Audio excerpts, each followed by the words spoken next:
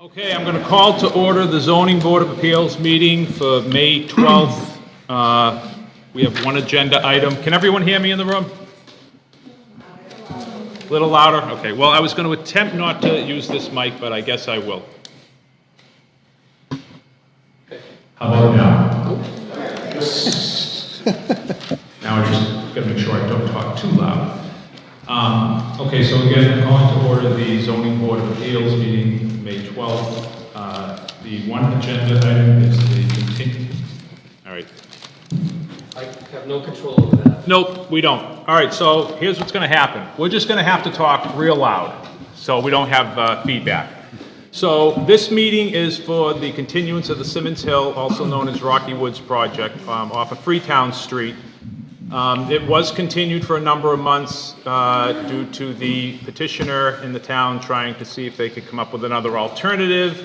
And the petitioner at this point has asked that we resume the meeting. So what I'm going to do at this point is turn it over to the applicant, petitioner, and have them give us an update as to where they are and what they're proposing or looking to do going forward. So, Attorney Mather?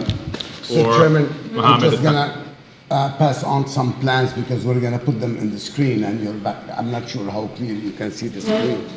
Okay, he's just given us plans that are gonna be up on the screen for you folks to see too, so.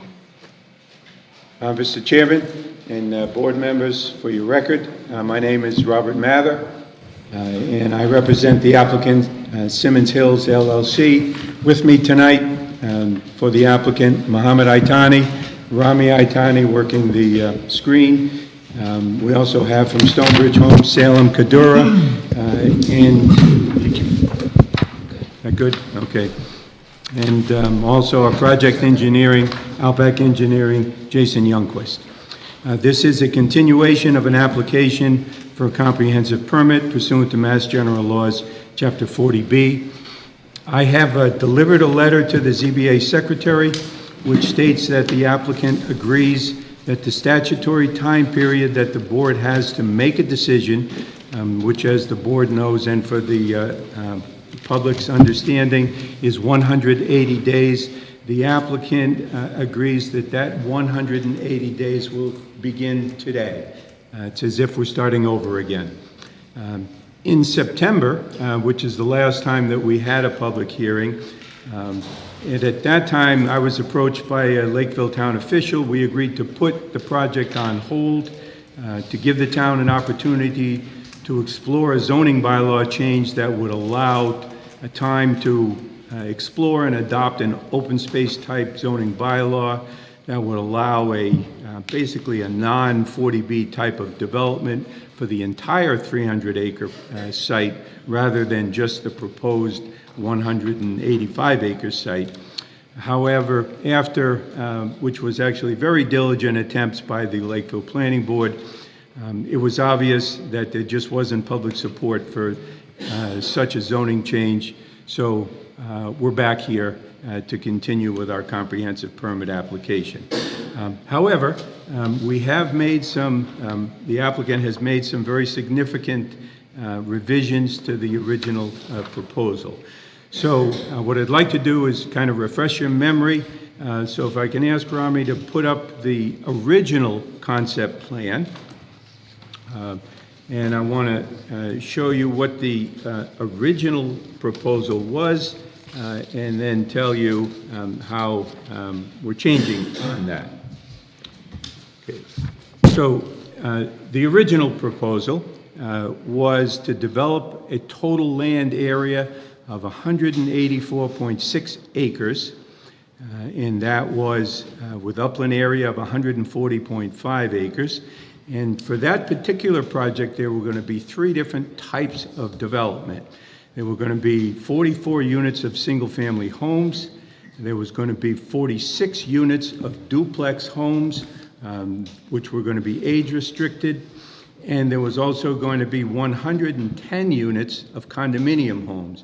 And those would be 11 two-story, 10-unit buildings. And that would have been a total unit development of 200 housing units. The revised proposal is going to decrease the number of units from 200 to 176 units. So that's a reduction of 24 units. And it's a bit simpler. Instead of 3 different types of units, it's going to be 176 single-family homes. No condo units, no duplex units. And it's actually, originally, it was going to be on a total area of 184.6 acres. This is going to be on a larger area. The revised proposal is on 238.5 acres, so there's an increase of 54 acres. So there is 54 more acres, 24 less units. You'll see, I'm going to give Jason a chance to go over the proposal in a little bit more detail. The minimum lot size of the lots is 15,000 square feet, but what you'll see is the average lot size is 23,250 square feet. And by way of comparison, because we have in the past, as everyone knows, we've made some comparison to the other development by this particular developer, which is LeBaron Hills. LeBaron Hills has a portion of that development that is single-family homes, 77 single-family homes. And by way of comparison, the average lot size of the development at LeBaron is 8,000 square feet. These lots, the average lot size is 23,250 square feet, which is almost 3 times that size. The minimum frontage of the lots would be 57.5 feet. There is another significant change, and that has to do with water, how the water is provided. In the original development, and it was actually because of the fact that there were the condominium units, the multifamily buildings, the original proposal included a proposal for the installation of a community well. In this proposal, because of the individual lots, we're now proposing individual wells on each lot. As far as septic is concerned, that remains the same in that there would be a septic treatment plant that would be constructed in accordance with the regulations of the DEP. So those are the significant differences. And so as you'll see, these are all single-family dwellings. And as far as the water is concerned, there will be individual wells. At this point, I would like to ask Jason. So Jason, if you could go through in a little bit more detail. And Jason, when you do, again, please remind the board as to where we stand with the Conservation Commission also, and where we left the proposal with them. Sounds good. How you doing? I'm Jason Youngquist from Outback Engineering. Bob mentioned quite a few of the details of the project, but I'll just kind of give a brief overview of what it was and where we're going. Hello? Yep, there we go. So this project's 238 acres. It's wooded. There's wetlands through the project. Those wetlands have all been flagged by Goddard Consulting. That wetland delineation was presented to the Conservation Commission, and that all the wetland lines have been approved by the Lakeville Conservation Commission in an ORAD that was issued in January of this year. So that kind of set in stone where the wetlands are. It's not in natural heritage, it's not an endangered species area, it's not mapped for endangered species.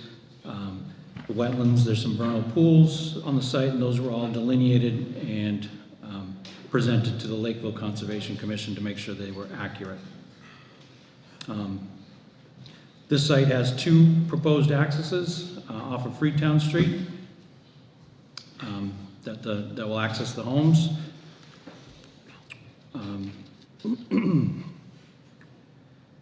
And the traffic study's already been done and previously done for the 200 units that was previously proposed.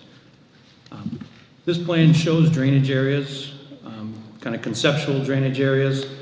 As it moves forward, we'll get into in-depth drainage analysis of where stormwater would go from the roadway, from the houses, from the lawns, to make sure that there's no impact to any abutters. We're regulated by DEP on how we analyze and control runoff from storms, and we're not allowed to increase runoff flow to abutting properties, increase runoff to wetlands. So we have to control the runoff. It gets trapped in catch basins, leaching basins, water quality basins. So the runoff is collected in various locations, numerous locations through the site. It's treated, and then some is absorbed back into the groundwater to make sure we're not depleting any of the groundwater, and the rest is released into the wetlands or wherever direction it went before. But again, we have to analyze that there's no increase in off-site flow for pre-development, which is right now when it's all wooded, versus post-development when the project is completed.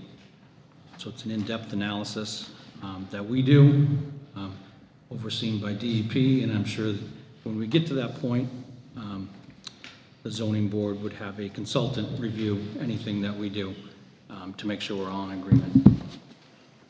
As was mentioned, the site is proposed to have a sewage treatment plant for all the houses, one spot. So it'll go to a processing center where it's treated and then discharged through a leaching field. And that would be approved through DEP to make sure all groundwater standards are met, all treatment standards are met, to make sure there's no impact to abutting properties, wetlands, groundwater, or anything like that. This development, the way we've laid it out, is 238 acres, but that also gives us 152 acres of open space. Some of it's wetlands, but most of it's uplands that can be used for trails. We have a number of access points through the subdivision to get to the open space. So the open space can continue to be used by the community. We have a community area for the residents, dog park, a gazebo, like community center area. Also that the residents have their own place to congregate and act as a community. And again, this is the preliminary conceptual layout, and we'll get into an in-depth grading, drainage, analysis of everything, where we get into finite details on how it's graded. That. Treatment plant away from the. Yep, so we moved the treatment plant, it's 300 feet from the closest lot line in one direction, and over 500 feet in the other direction. And again, that's just not a septic system where it goes into a septic tank and then goes into a leaching system. That's a sewage treatment plant where it goes through a number of clarifiers, where it gets treated, where the bacteria and harmful contaminants are actually removed from the wastewater before it's recharged. Did I miss anything? No. So some of the things we say, of course, we're repeating from before, but since it's been almost a year since we were here before, I'd like Mohammed to go through again and show you what he proposes for this particular development. Again, I've mentioned many times in the past that this project is going to be similar to LeBaron, also similar to other projects that Mohammed has done. I believe you have another one nearby, Mohammed, in Bridgewater. That's correct. And we'd like to show, and when he does a project like this, he offers a variety of homes. They're all of good quality. They're all similar to LeBaron. They're all similar to Bridgewater. You can walk through any of his projects, and you can see what they're going to look like. So, Mohammed, can you run through those quickly? Good evening, Mohammed Itani from Simmons Hill LLC. As you see on the screen are some of the houses that we're proposing to build in the community. Those houses are very similar to what we have in LeBaron Hills for the single family, as well as we're doing a couple of communities with a similar product, one in Bridgewater and one in West Bridgewater. What Bob alluded to earlier is that those lots, the average lot size is 3 times bigger than the single-family houses that we have in Lakeville at LeBaron Hills. So we believe those lots are nice. They're spread out. The site is wooded. We will be maintaining a lot of woods. We have 152 acres of open space, and the open space itself has 97 acres of upland and 55 acres of wetlands. So the majority of the open space that we're leaving is going to stay in its natural form, exactly how it is today. So we're really disturbing around, from the 238 acres, we're disturbing 52 acres. Trying to read it. It's around 52 acres. So we're preserving a lot of open space, and we believe this community will be of great value to the town of Lakeville. And you can see the variety of houses that we built, and you know what the end result should look like.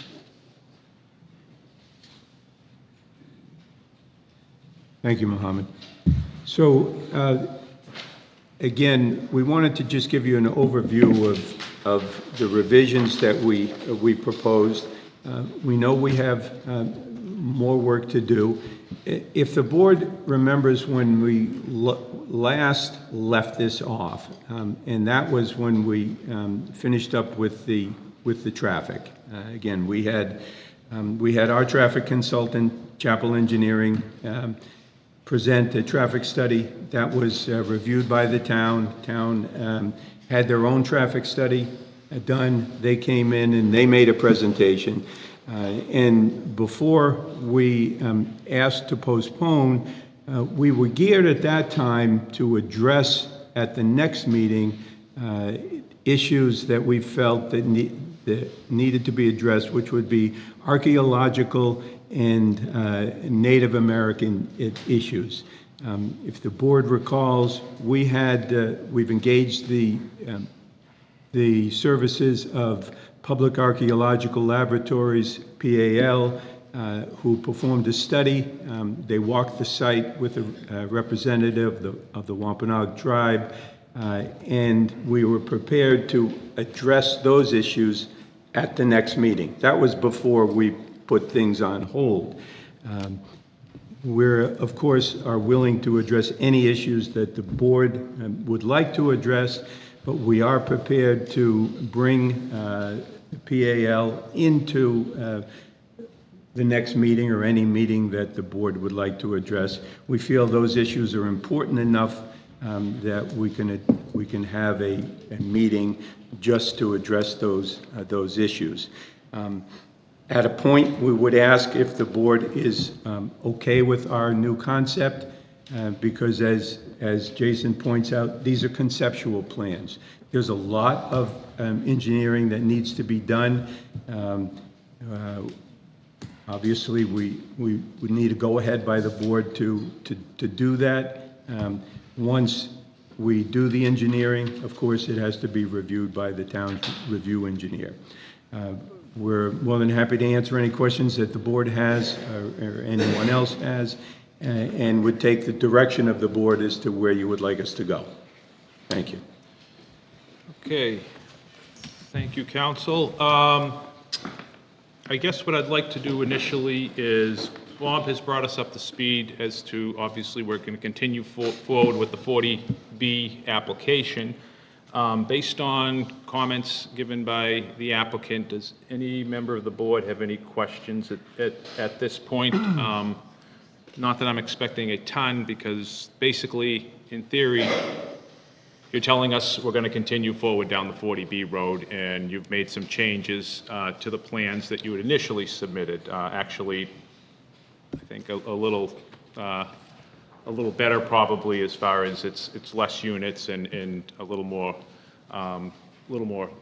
land that you're going to be building over. So anyone on the board have any questions or concerns at this point? I'll take a quick question. Go ahead.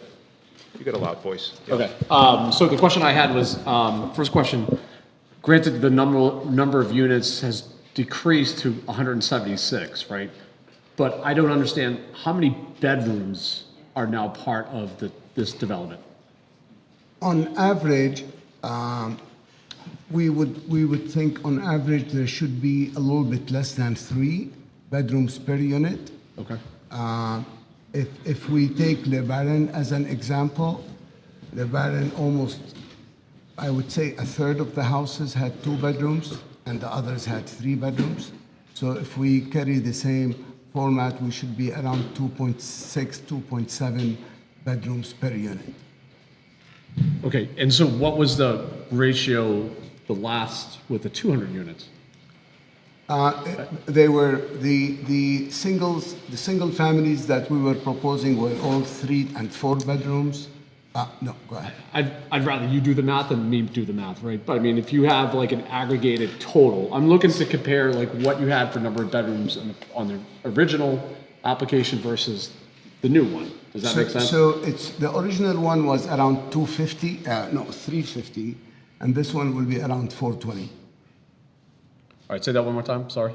350 to Yep. 420.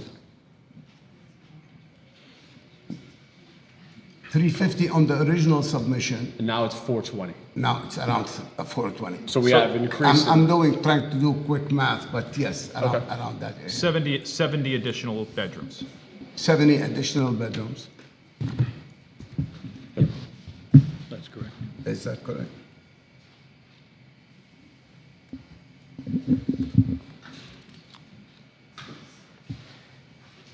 You have follow-up? I do.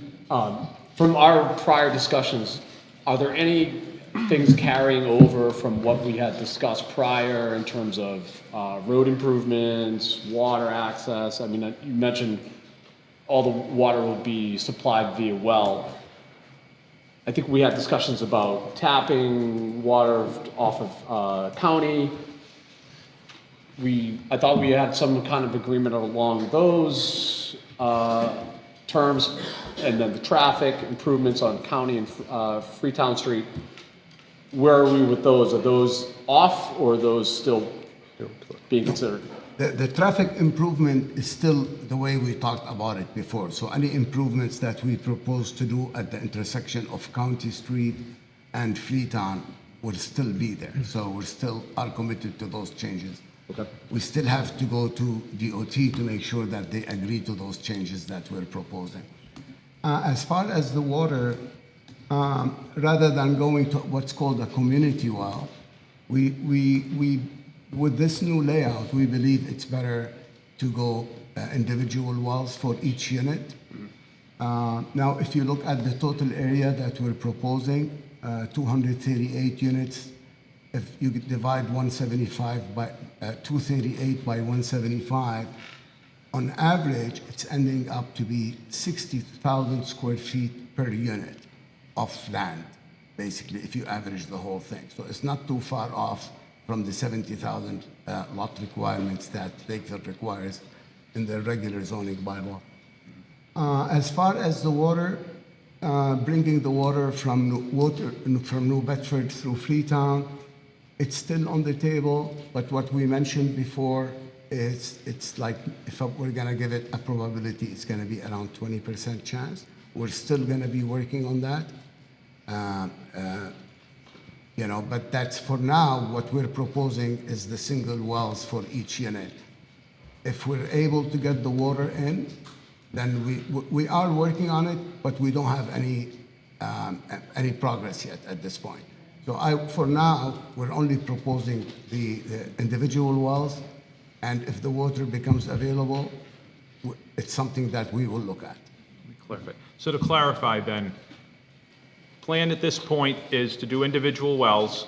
If the opportunity arises that you can tap into a public water supply from Freetown, that line, that would be the only alternative. The alternative for a community well itself, that's no longer, That's correct. that's off the table. That's Okay. correct.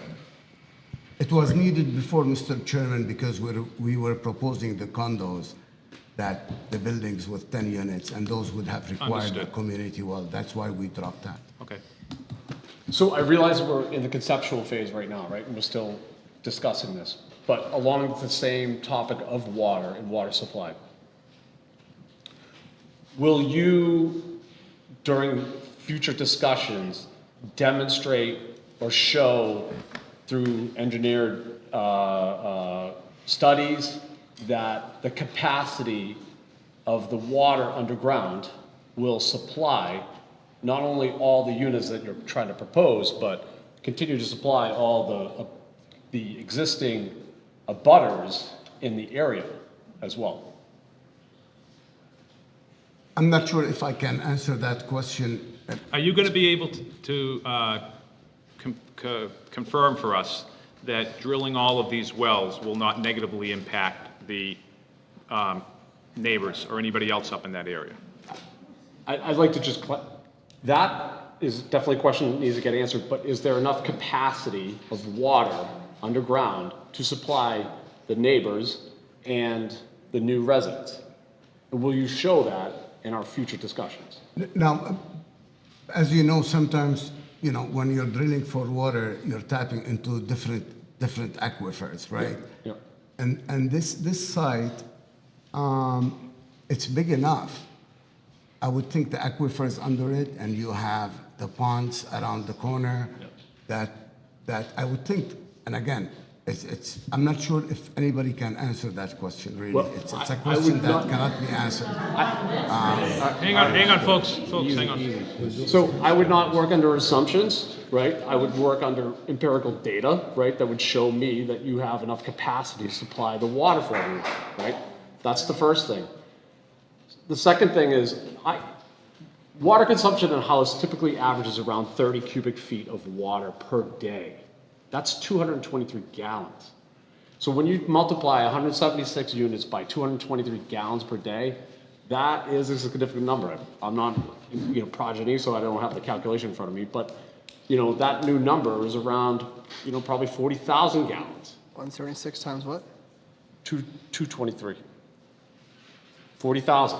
Pretty good Guyana project. Give me that. So 40,000 gallons of water per day out of there, plus whatever these people are consuming from existing aquifers and underground wells, right? That's a lot of water. So to me, I want to see, and I hope you're coming with data that's going to show that you can supply the water from existing underground wells.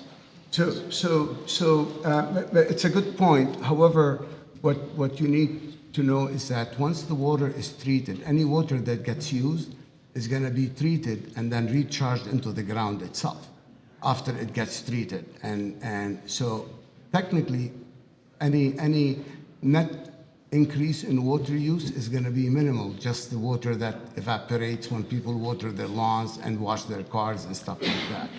But I would say 90% of the water that gets used in those wells is going to be recharged into the water, into the ground, including any drainage ponds that we create. Those are going to be, and or infiltrators that are going to be on the roof systems and stuff like that. So a lot of the water that's going to be pulled out of the ground is going to be recharged back into the ground. Okay, but So it should have, but we'll be more than happy to hire.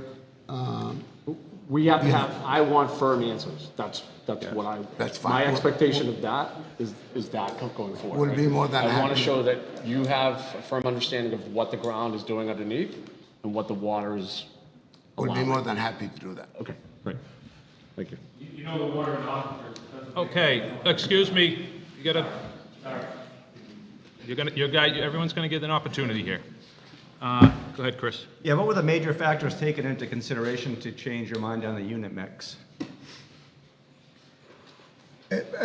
Once we decided to drop the community well, because of a lot of complications with community wells and the unit mix, we decided to drop that unit. Once we looked closer at the community well, we decided to drop that. Now, again, even though I'm only assigning a 20% chance that we're gonna get public water, we're still gonna be, trying to get that. But again, it's a lower probability than having individual wells. And again, something important, each well is gonna basically cover 60,000 square feet of land. So it's gonna be, even though it's a lot of wells, however, it's a big area. We're talking about 238 acres. So there is gonna be enough rainfall that eventually with time, the water will get back to the aquifers and stuff like that. Hang on. Chris, you good? Yeah. You good? Go ahead. So I appreciate the pictures you showed of like the housing that you've built in other developments, right? The one picture I would like to see is, what does a wastewater treatment facility look like? I know what LeBaron's looks like, but what does Bridgewater look like? Or conceptually, what this might look like? Because I think people would want to understand, probably that's the one element that a lot of people will get hung up on, with traffic and water being the other ones. Those are my priorities. But what does it look like? How big? What's the noise level? What's the potential smell? Like all that information, I hope you're gonna share. Sure. So what you see here is actually the leaching field. This is gonna be all underground. It's basically even though you see, the darkened rectangle, that's gonna be the leaching field, so it's gonna be long. Yep. The treatment plant is probably gonna be on the side of this, and usually those are tanks that are underground, except for a shed and a generator that's gonna be next to the shed. It's not gonna look any different than the one that we have in LeBaron. Okay. As far as what Jason was saying is that we moved the treatment plant so that it's 500 feet from the closest neighbor is 300 feet. This is to their property line, not to where their house is. So it's really far from any houses. Now, if the system itself, treats the water, basically gets it to drinking water quality, and then puts it back into the ground. There shouldn't be any smell. If you're standing immediately on top of the system, you might be able to smell something, even though theoretically it shouldn't, but there is going to be a small smell immediately above the system. Okay. And noise? Do you have a And decibel? noise, it's going to be very limited. You have pumps underground that are running, that some of them, will pump chemicals into the system, into the treatment. But all the houses are far enough that they should not be hearing the noise. Okay. It's really fans running and pumps, so there is some noise immediately around the system, but, you go 50, 60 feet, 100 feet away from the system, you shouldn't be able to hear any. Thank you. Yes, sir. Anybody else? Good. Time now. The original plans called for over 55 senior housing. Is that going to be incorporated into this plan, or? We're not planning on it.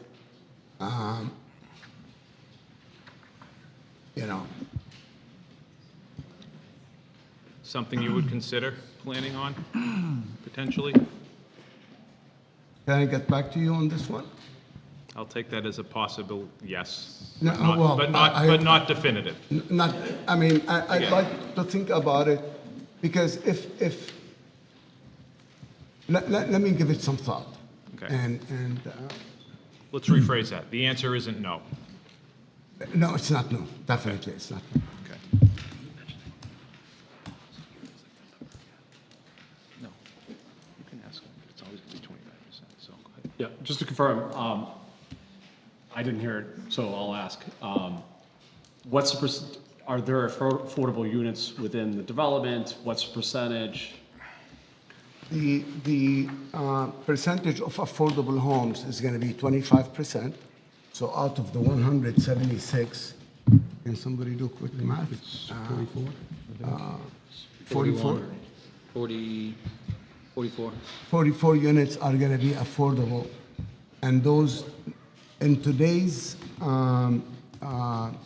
calculations, they usually sell for around 250 to 260,000.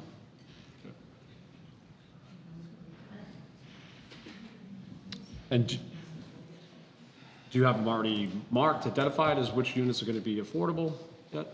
We have not done that yet, but technically, not technically, we're obligated to spread them around the community. They have to be spread out. They cannot be clustered in one location. Right.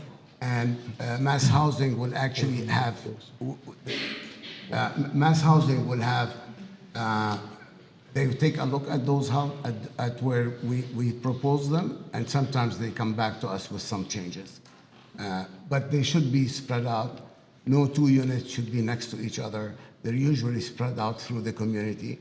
Next meeting, we can propose something, that shows where we're proposing the 25%. Thank you. Yes, sir.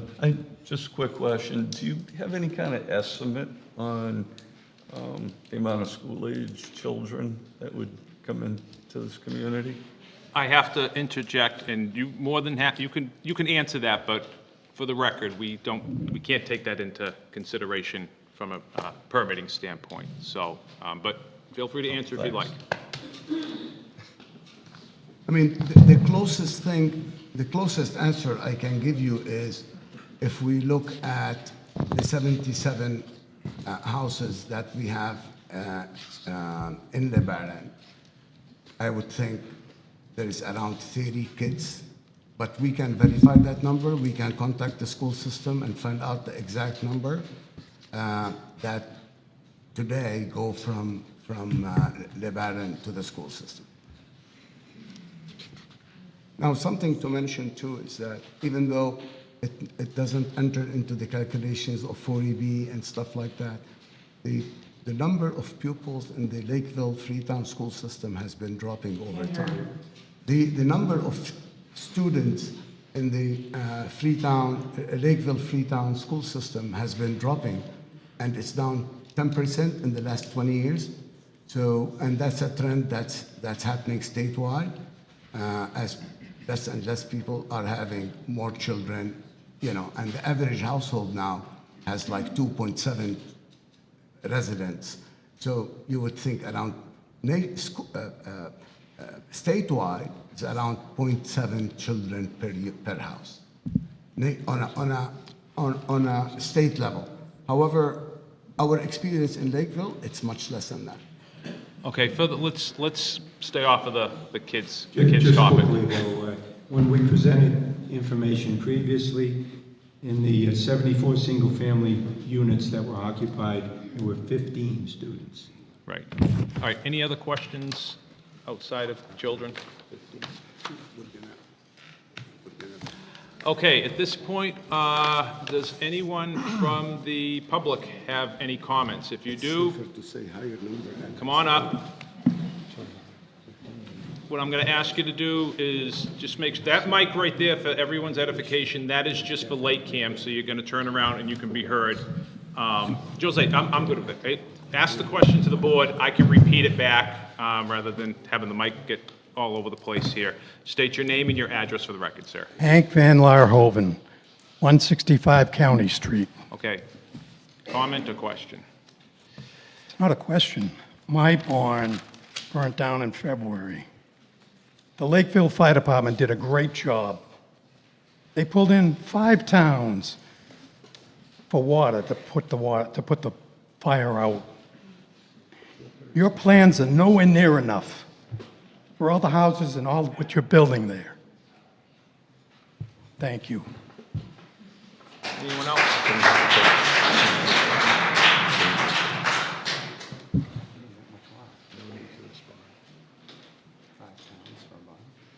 Mary Jean Liberatore, 32 Freetown Street.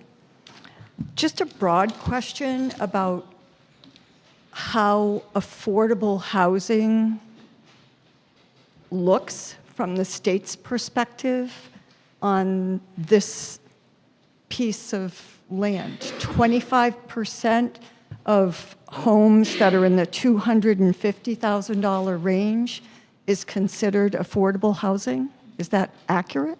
Yes, and the short answer to that is yes, it's accurate, and basically it's a formula that's based on the median income of a certain area of the state, and they take a percentage of that. So that's where that number comes up with. They don't make it up themselves. The state dictates this is what the cost should be. The other factor is those houses, to the petitioner's point, they need to be intermingled within all of the other houses in the development, and they need to look very similar to the other houses in the development. So it's not going to be like you're going to have a house that looks like it only costs $250,000 to build, which honestly, I don't think you can build a house for $250,000 today. So it's going to look like whatever the price point is on the other homes that the developer is going to make. So the state dictates that Yeah. formula and that number. Okay, just to clarify, I don't think anybody, I'm speaking for other people, and if I'm wrong, they'll let me know. I don't think any of us from the beginning have objected to the concept of affordable housing.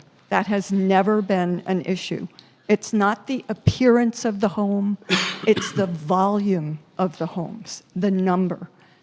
It sounds like you've reduced the number by 34, and math is not my subject, from the original proposal. You've given us some more open space, 55 acres of wetlands, some other open space areas.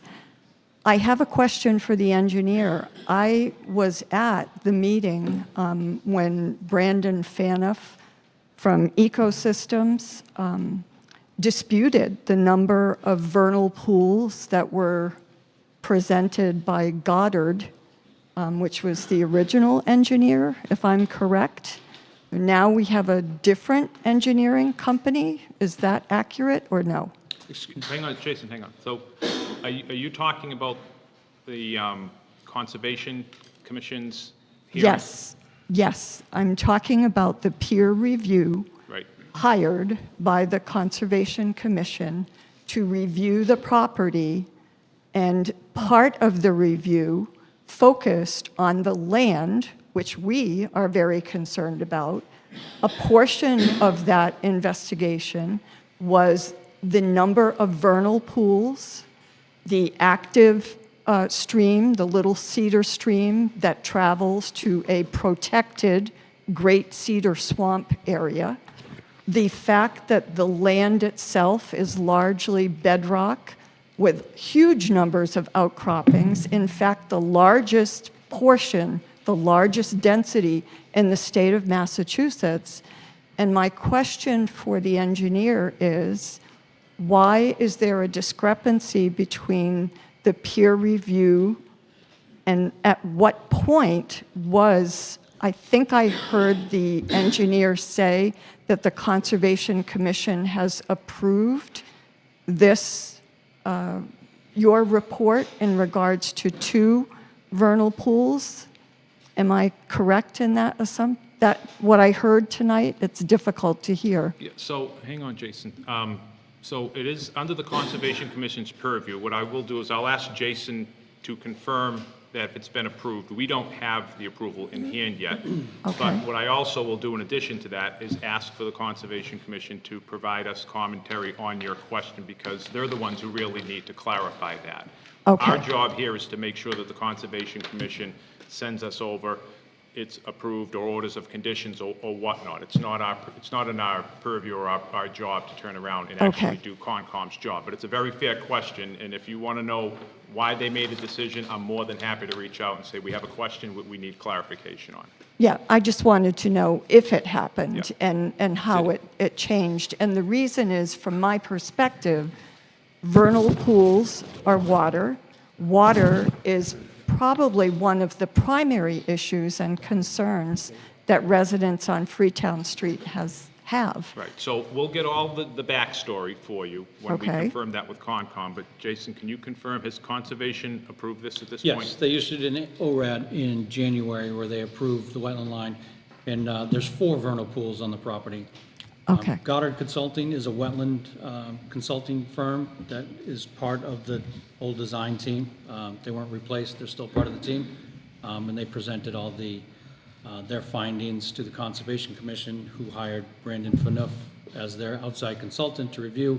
And they had it went on for months of back and forth we made a number of changes, because we made the changes to the plan that were done.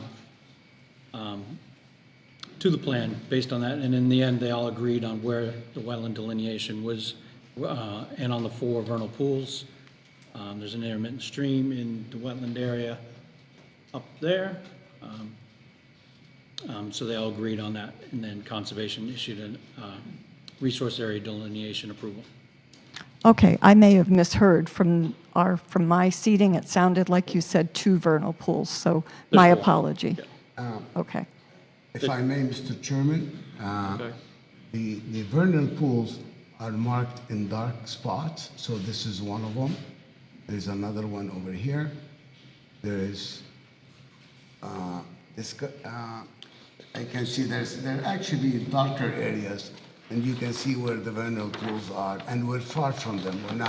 We're not close to them, and the stream that runs to the Cedar Swamp actually goes through this area, and we're not proposing any construction in this area.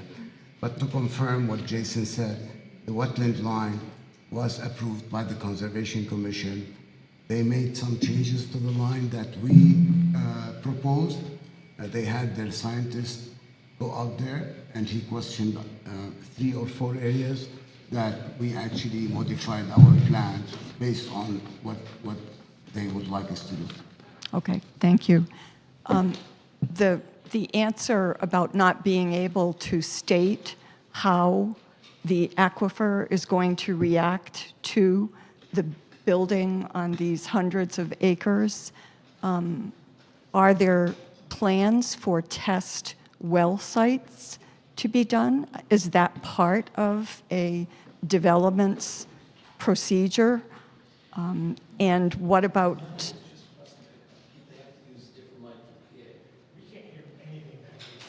I'm so sorry.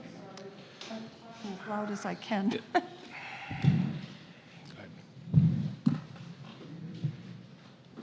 My apologies. My question was whether test well sites will be done since the health agent of our town, Mr. Tom, and most other people will acknowledge that water will find its way, but nobody knows which way it's going to go, nor do we know what the flow rate is of water underground, nor can we predict what will happen to our well water with no guarantees, I understand, from the builder in regards to if you're able to successfully get your community done. Congratulations. But what happens to us if in the process of developing your plan, inadvertently you impact our community, which is already established? How will that be handled? That's my question. We can only ask them to provide any data that's available. I don't think we have the ability. I will check with town council to see if there's anything we can do to make sure that they can test to see what the impacts are. Again, one of our board members brought it up, so we will make sure we press the issue, and whatever legal opportunity we have to confirm that, we will. So do you have other questions, or I want to make sure everyone has a chance to? I don't. Okay. I can see the floor. Let's see.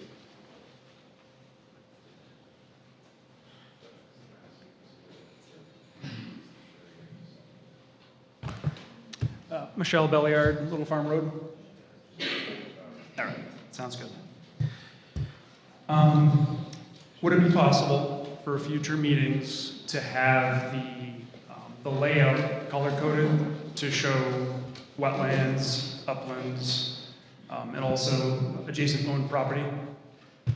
So that we could have an understanding of what the landscape is. So what's going to end up happening is they're going to, first of all, we need to, and I don't think we're going to do it tonight. I think the board's going to want to take an opportunity to digest everything that's said in the conceptual plans that they put in front of us.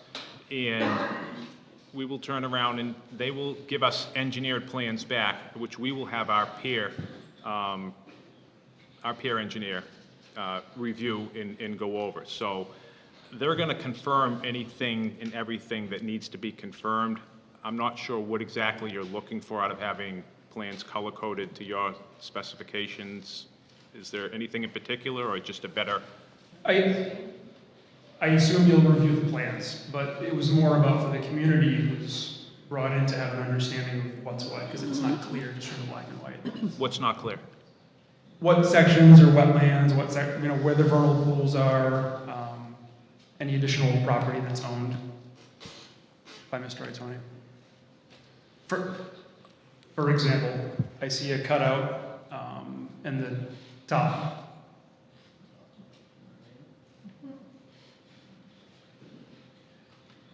I see a cutout, and I assume that that's for an access road for future phases.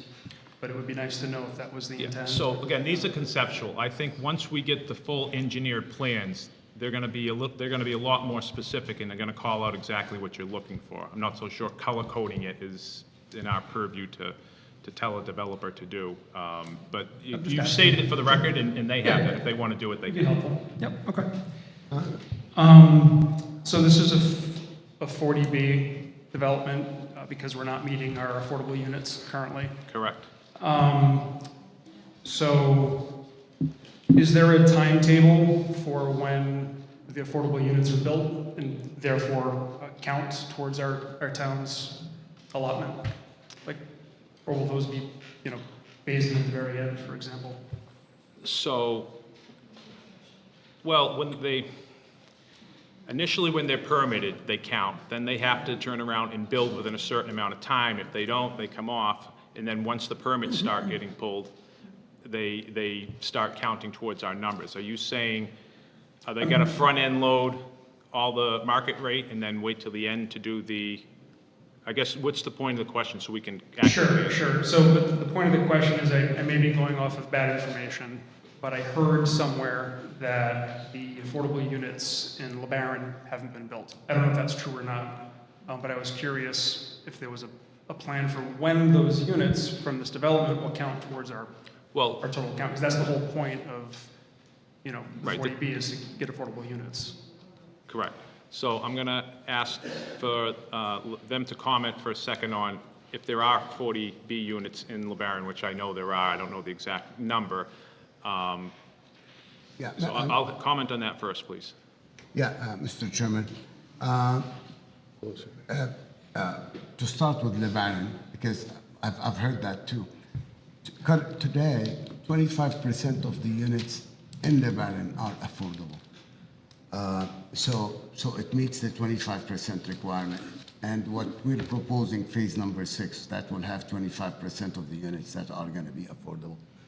As far as how we're going to be building the affordables and the market rates, usually the town would require for every 3 market rates that we build an affordable. And it makes sense because if we probably will not be building all the roads right away. So we will be building, let's say, 30% of the roadway system and then start building the houses.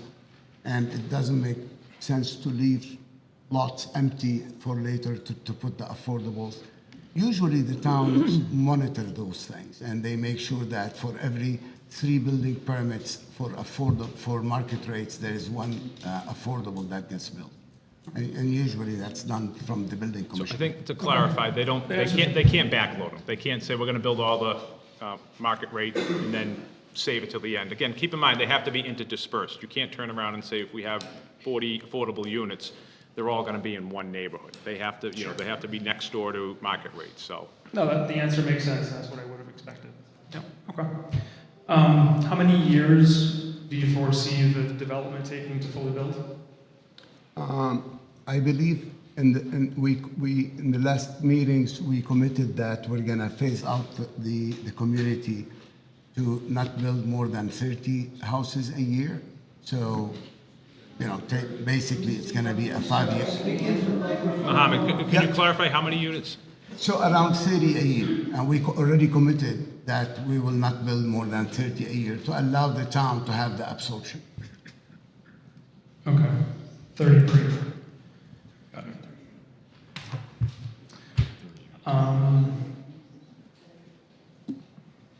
Can you comment on the purpose of that gap where there's no plot? We're leaving it for future access.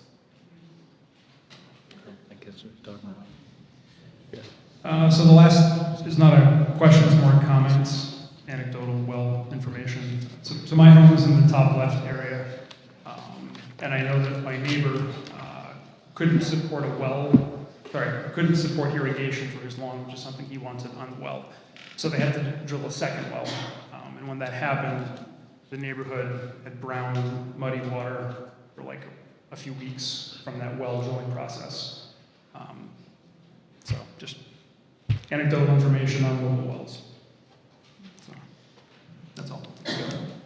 You can actually, might as well leave it on because the next person's gonna want to use it, so. Do we have any other comments? I just have a quick question about the treatment plant. Come on up.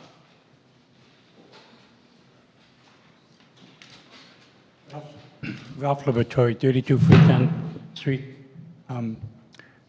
When the You may want conservation, to hold it up because they're not gonna be able to hear you. I can hear you, but they can't hear you. when They're the gonna want- yeah. Conservation Commission put down an overlay where the treatment plant is, they showed the circumference of the school, the high school well. It was really close to that area. And if you look, when you come down Freetown Street, the stream, one of the really active streams is right there. What happens when you treat the waste? Where does it go? Did I hear somebody say it was discharged somewhere? You can answer that. They're gonna answer that. Yeah, so once the sewer gets treated, the water that comes out of the system recharges into the ground, just like any other leaching field. However, the water that goes into the ground, it's treated. It's treated to the extent where it becomes drinking water quality. So it's just gonna go back into the ground. Is there a standard where, before you release it? That's correct. I'm having trouble hearing. Yeah, there is a standard. DEP monitors it on a daily basis. We will have an operator coming in every day. They take samples of the water. They have observation wells around the site.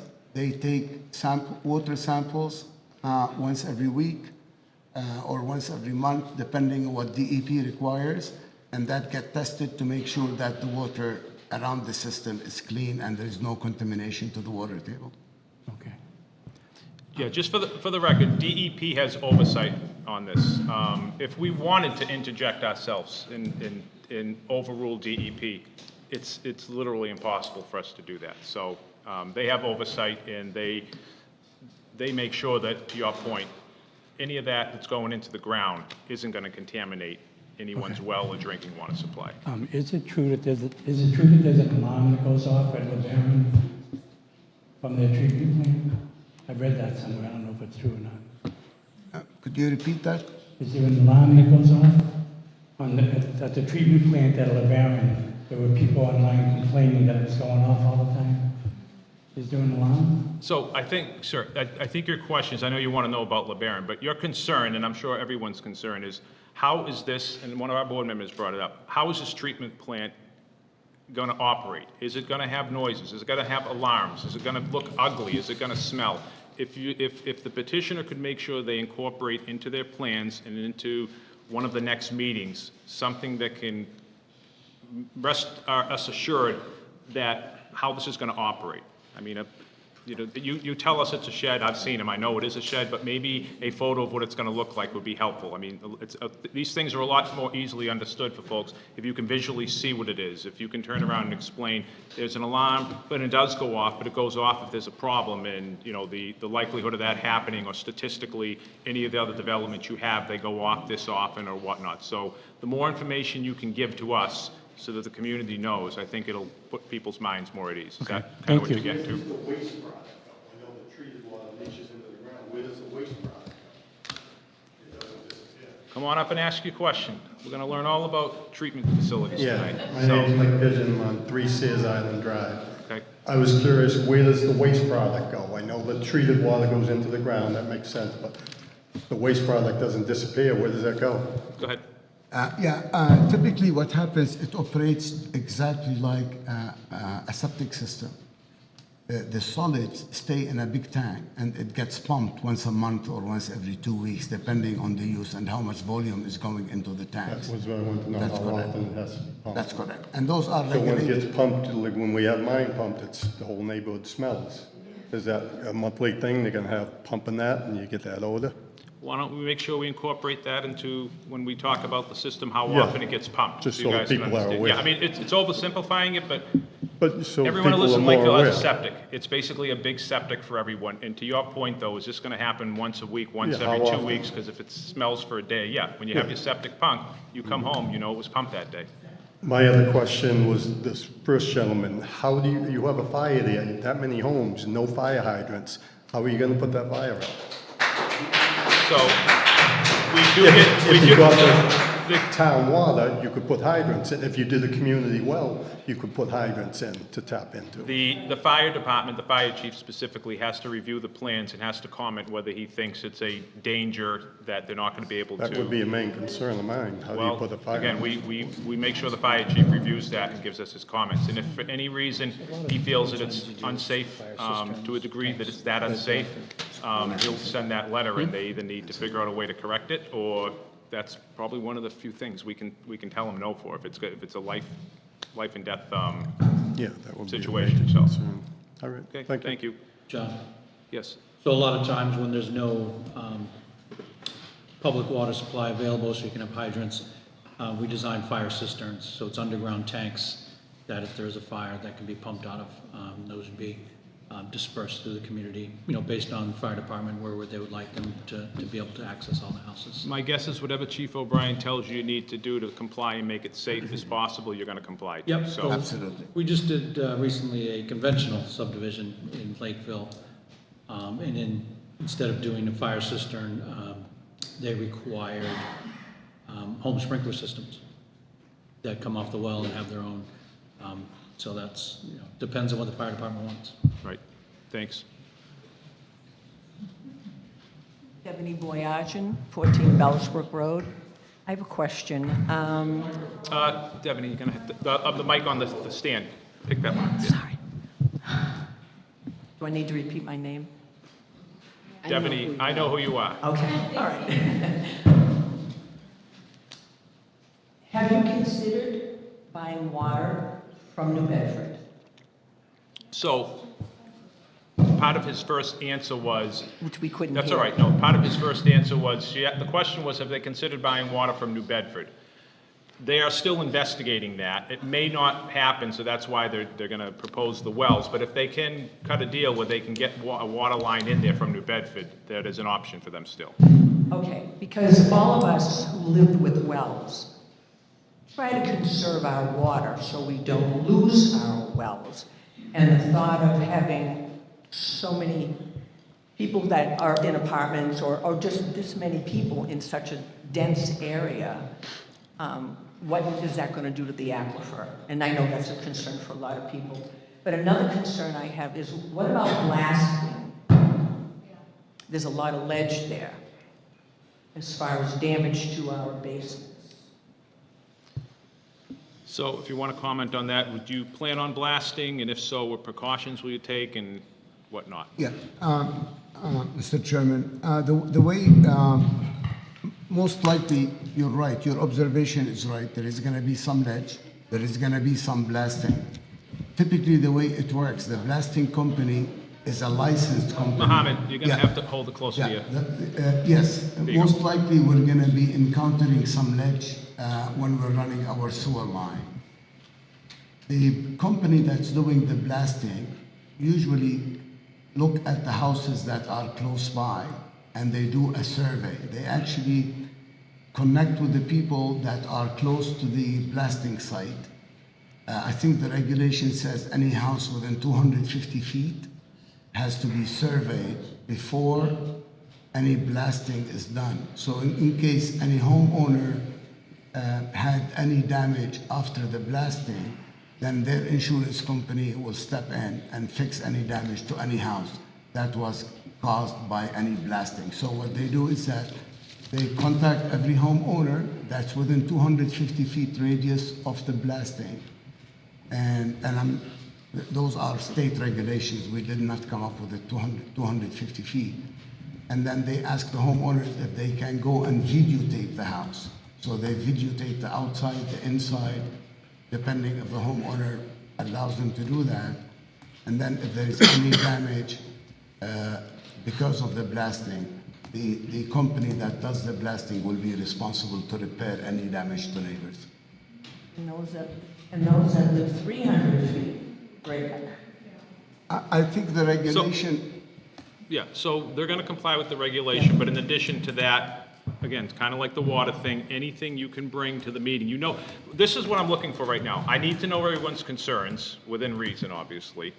Everyone's concerns so that the petitioner knows what they need to answer and what they need to bring back to subsequent meetings, okay? Because if we keep saying the same question over and over again, and I don't mind it, but we're not gonna get the full answer right now. We're gonna give them some information that we want back. This is one of those things, and we're gonna have them come back with the explanation, so.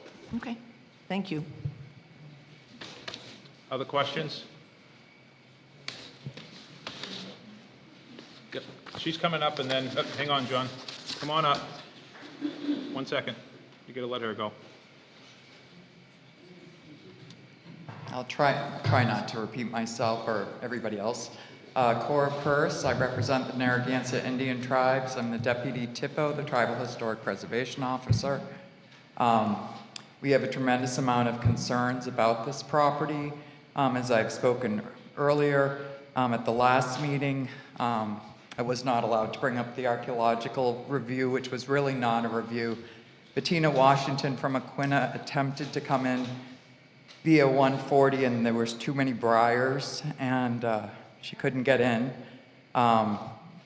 The archaeologist from PAL was able to do a walkover. A walkover when you're not being guided by someone that's familiar with the property is kind of pointless, which is what happened in Freetown on that particular site. We were brought in literally the last 3 days of a 4-month survey that was done, and they wish that they brought us in at the very beginning. So I would like to be included on the future archaeology review of the site. My concern is several, is that we are going from 200 units to 176, and our bedrooms, if we're having 176 single-family homes with 3 bedrooms, my math says that that's 528 bedrooms, not 420. So I'm concerned about how many bedrooms we actually have that are going to be needing a shower every day, that are going to be going into the sewer treatment plant that's going to have a leaching field that is surrounded by the main watershed that feeds into Long Pond, as well as being part of the wellhead protected area that serves our school for our children. So those are some of the concerns that I have on top of it. And I think it's, again, I need to stress is that, you know, when I'm told that there's 152 acres of open space, and yet I'm hearing about a potential phase 3 someday down the road when none of us are here, I'm concerned that open space is just a catch-all phrase.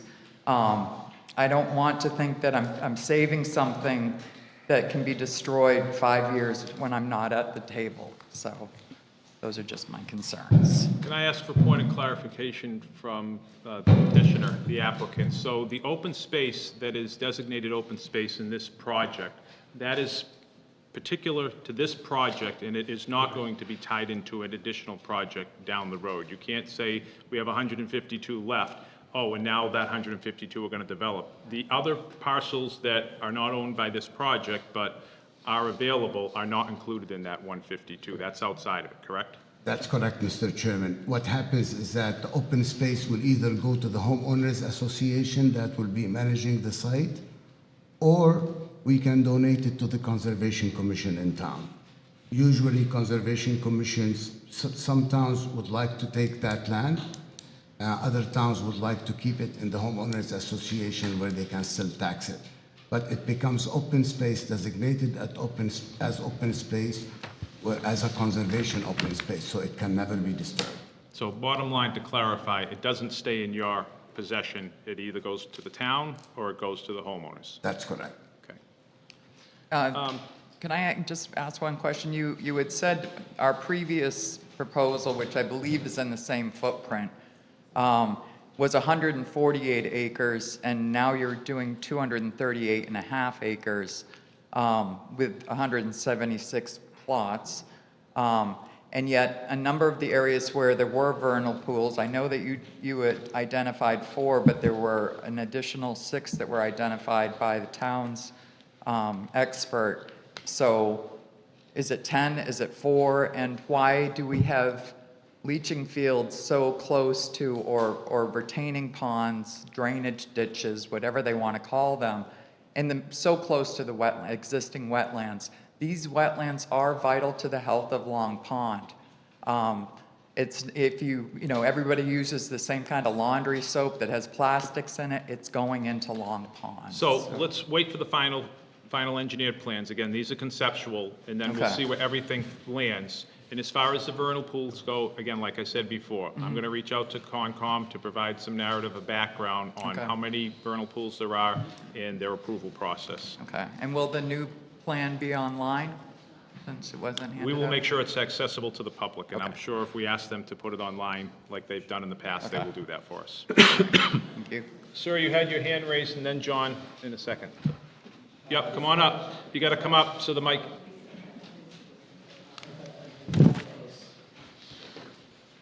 Sorry, we make you work if you want to get heard. Hank Van Laarhoven, 165 County Street. Can we meet in another room? The acoustics are very Well, bad here. here's the good news. I think as long as it's, we may have to meet here one more time. Again, the problem, folks, just so you know, I can't change where we meet on the fly. We need to do this because of state mandate as to how meeting laws are posted. We need to book rooms way out. So if I turned around tonight and said, listen, you know what? We don't have 200 people here. This looks good. We can go back to the library. We have more than enough room for who showed up tonight. The problem is, I don't know if the library is available right now. And when we continue this meeting, not only do I need to pick the date and time, I need to pick the exact location, because if I don't pick the exact location, I get in trouble, the town gets in a tough spot. And honestly, nothing against those guys over there, but if we do pick the wrong spot, we give them an opportunity to say, you guys screwed up, so we're gonna do what we wanna do. I don't think anybody in here wants that. Anybody want that? No. No, okay, so, trust me, if I have my way, we may be here one more time, and then we can go back to the library and everyone can hear what's going on, so. Thank you. Trust me, if you think this isn't fun for you, this is not a blast for me trying to do this, so. Well, I'll let you work on that problem. John, come on up. You're gonna come up in a second, he's been waiting though. John Gregory, 8 Bartelli Road, D. Hang on, start again and put the mic up. John Gregory, 8 Bartelli Road. Good. You own 2 parcels, 035, 001, 002A, and also 034, 002, 003. First parcel has access to Howland Road. Second parcel has access to county. It may not be on that map, but I'd like to ask you to consider not having the only access on Freetown Street. Maybe keep one of those, but now have 2 other access points, one north onto county and one south onto Howland. Thank you. Your point is noted, and I know that's not the first time they've heard that request. So, come on up, sir.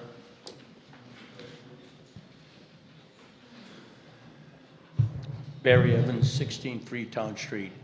I heard something at the beginning. Barry, you're gonna have to put the mic up or they're all gonna get angry at you. Barry Evans, Freetown Street. I heard at the beginning there's gonna be no new traffic study, we're going off the old one. Correct. So after that traffic study that basically failed with the D, the board said you had the right to put some restrictions on the building of the community if they couldn't improve that. Do you still have that right now that there's a new plan with the old traffic study to still put restrictions on whether or not they can build if they can't improve the traffic? I honestly do not believe we do, because the plan hasn't changed that much. The number of houses is down. Again, the number of bedrooms is up, but I don't think it's changed significantly enough. But I can promise you this, I will check with town council, and if they say we have the opportunity, because something's changed that drastically enough, to bring in a new traffic study, we'd have no problem. I'm not even asking for a new traffic study, because if we're saying we're even, the units are down, but the bedrooms are up, so the cars are probably the same, if not up. But they failed first study. You're We saying already proved that they couldn't move the cars along Freetown Street to County, and they came back with a proposal to add a lane that I made a case for that it wasn't gonna help, because two buses could totally disrupt that whole new plan. It wasn't gonna help. They were gonna go to the state and ask them if they could change that intersection. Is that still something they have to do to move forward? The conditions that were put in place earlier are still the same conditions, to answer your That was the question. Thank you. All right, wait a minute, you've been up here once. We're gonna let her come up, then you can come up and wrap it up. Don't forget to grab the mic. Hi, I'm Terry Aguamoto, 27 Freetown Street. Speaking of traffic studies, you had a plan on the table where you would enlarge Freetown Street to make room for the traffic and maybe add another lane or a turn There was a lane. plan down at Freetown and County, just, I know I have a well very close to the street, and I think some other people do too, so I didn't know how that would affect our wells. Is that well, there's something- gonna be, I can tell you this, and Jason can correct me if I'm wrong, there's going to have to be engineering done on any of those types of improvements. And if engineering shows that it's gonna affect wells or it's gonna do anything, there'll have to be mitigation. They'll either have to change the plan or they'll have to do something to make sure your well is Okay, then we taken don't care have to of. go through the rigmarole of having a new well or anything like that, or, no. It's inconvenient, I mean, you know, I have to say that it's causing a lot of inconvenience for a lot of the residents, so I have concerns about that. And also, the wastewater treatment plant, what happens, what goes wrong, what if something goes wrong? I mean, do you have a backup system, or do we have to go without water, or, you know, I don't want my property condemned or something because we have no water. It's a big concern. Are you talking about the drilling of wells and how Yes, that's gonna? Okay, that, so not- and, you know, the treatment drainage going in, if something, say, if there's a backup, I really don't know, can't Again. know how it works, but, you know, if something should back up, or something goes wrong, I mean, are we affected as residents? So it's a concern for me, so I'd like to, And we've you know. asked them to incorporate that into their responses at the next meetings. great, well, thank you. Anyone else? Or, all right, you're gonna close it out for us, right? All right. Famous last words. I'm sorry.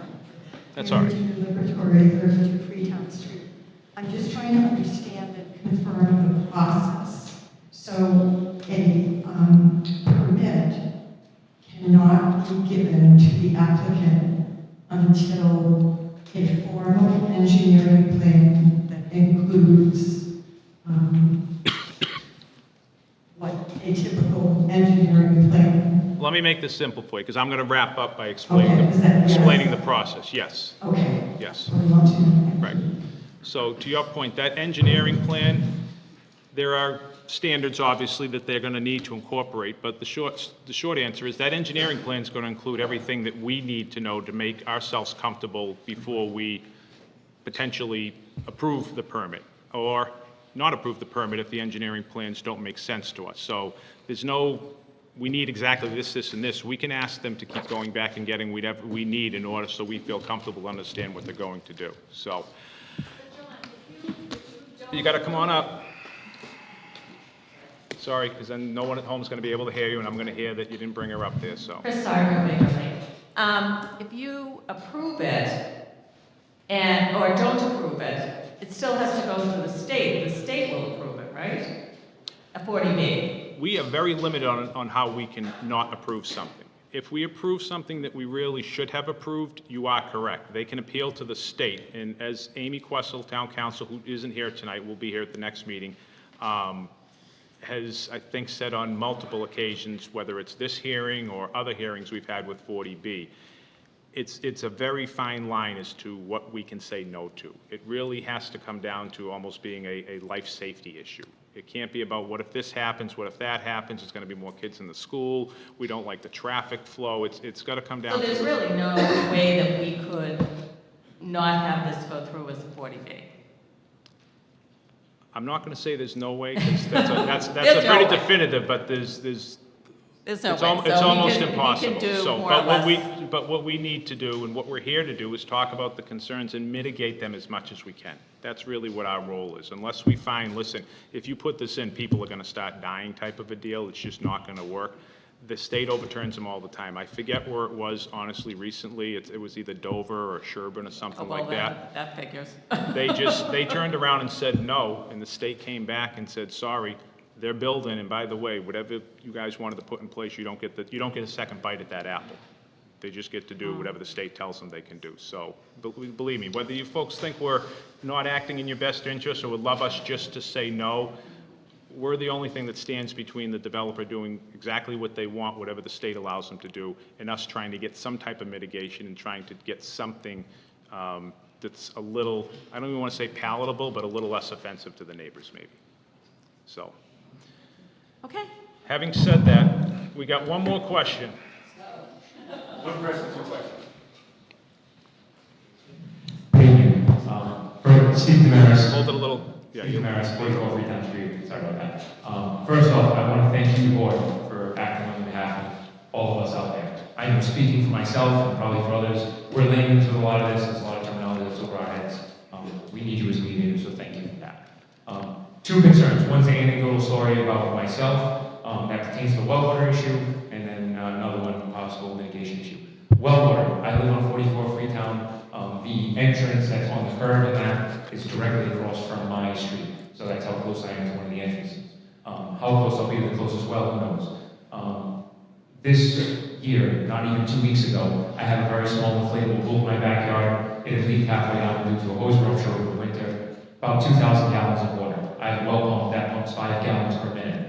I'm not an ego scientist, but I'm well versed in hydronic systems for housing, plumbing, things of that nature. That should have recuperated pumping out of my well in about 6.5 to 7 hours at that 5 gallons a minute.